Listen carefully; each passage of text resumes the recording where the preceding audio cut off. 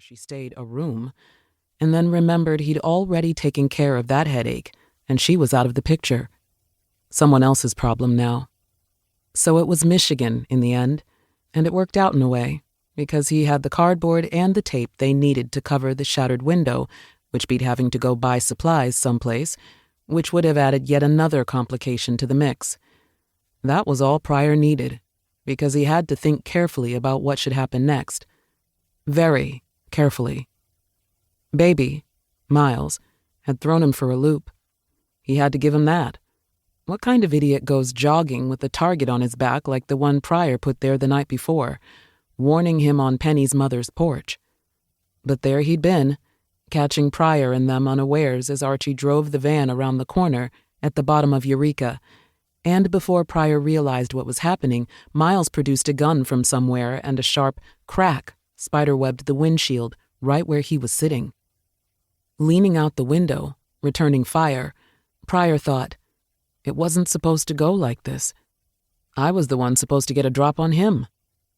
None of that would have mattered, though, because his aim was true, and Myles went down like a dog, red blossoming on his chest and in his mouth. And it would have been all right, and he would have finished him right then and there if Myles hadn't surprised them again, firing back after he was down and bleeding out, and if Archie hadn't suddenly yelled, "Cop," and gunned it up the street before Pryor took the kill shot. Except Pryor really wasn't sure the car behind them had been a cruiser, which made him wonder what the fuck Archie was up to. It also made him wonder again what Myles was thinking, running around like that, and whether he had counted too carefully on Archie and Michigan keeping their mouths shut if his plan had worked and he'd taken Myles out. "Where to now?" Michigan said, interrupting his thoughts. "I'm thinking." "There goes another cop," Archie said. Pryor looked up and saw the third cruiser in a row streak past up on Broad. When it was gone, he turned and saw that both Archie and Michigan were staring at him. The look in their eyes made him feel like a mother hen, always taking care of them, always the one they went to for direction. Motherfucking hen. No, not a chicken, he thought. He was what? That guy with the stick with sheep. A shepherd. That's what. A shepherd with a bunch of sheep. Seems like all he had to deal with anymore. May, too, until last night. At least that was done with. At least that problem was out of the way. And just like that, he made his decision. "We'll go on out there, I guess." "Out where?" "To the farm." "Now?" "Now," Pryor said. "We have everything we need?" Everything but Baby, Pryor thought bitterly. Pissed at him for not cooperating, and now pissed at him for not dying properly.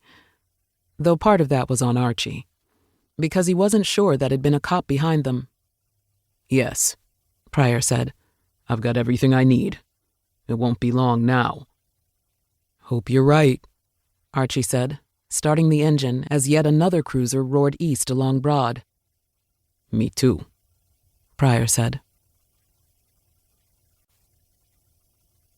3. He'd been out running. That's what Mama told her as they drove like hell to the hospital, the manager's cries of protest at her untimely departure still echoing in her ears. Good riddance. The guy was a perv and a creep anyway, always staring at her chest when they were alone in the store. Mac was safely back at the house with Mama watching him. Early evening, light fading, but not quite dark yet.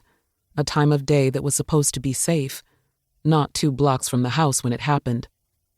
Running. After what Pryor had said to him, the way he'd threatened Myles last night, not even out for 1 full day, what the fuck? He was in surgery at Grant for what felt like hours.